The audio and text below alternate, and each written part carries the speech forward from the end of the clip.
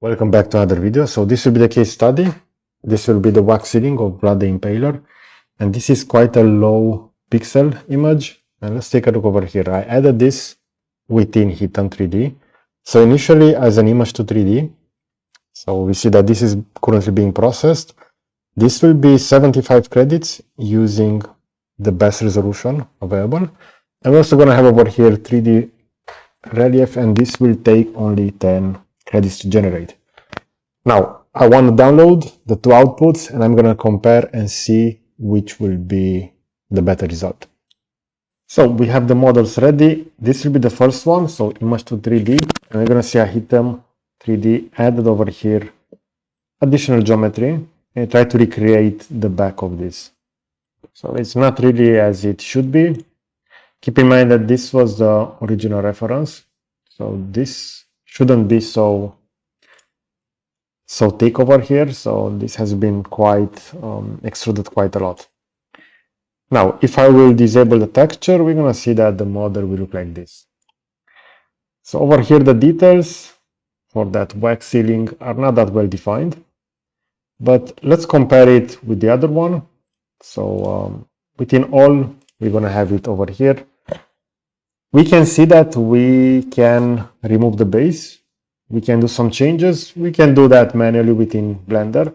But take a look over here at the details for this one. I also have those exported within Blender so we can better visualize them. So let's jump over there.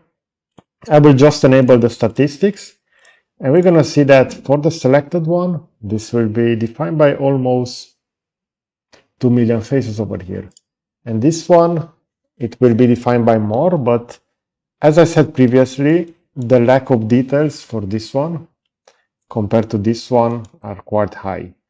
So we can also enable over here auto smoothing, and that will make this look a lot better. Okay, so we also need to take into account that this kind of 3D model can easily be generated with a displacement map, and that can be done directly within Blender or Mudbox or ZBrush without having to use any generative AI tools. But as we saw, this wasn't that expensive, so only 10 credits. And we see that the output for this one is quite interesting and well detailed. While over here, since even though we use the latest version 2.0, the most accurate one, Hitem 3D created this low poly model over here. So keep in mind that this was the same image added, and the overall shapes over here are mostly defined by the texture. We see that the geometry over here is really poor. So take a look over here at this, so the middle raven over here is completely missing within the geometry. Only the tail we see over here. Let's say that the tail has a little bit of details, but the wings and the overall shape of the raven is completely missing. While over here within the 3D relief for this, we're gonna have the detail for the bird. So we see over here all of those fine details. Now keep in mind that all of those was generated using this single image. So as I said previously, we can easily do a displacement map within Blender, and we can obtain some good results with that as well.